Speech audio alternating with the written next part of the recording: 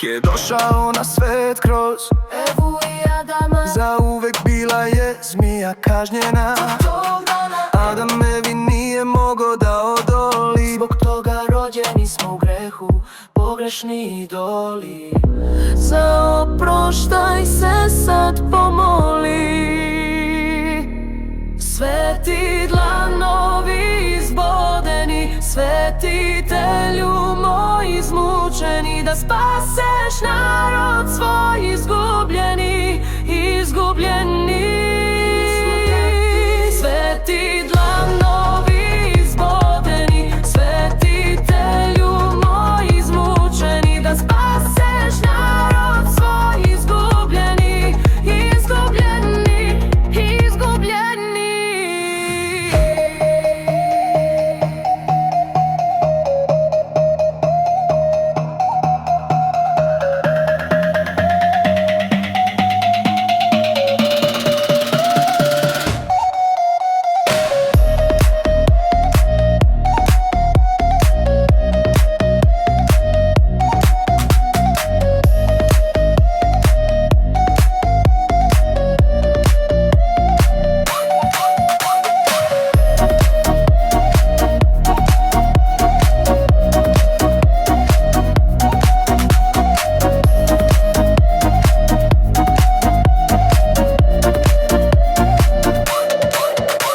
Grijeh je došao na svet kroz Evu i Adama. Zauvek bila je zmija kažnjena.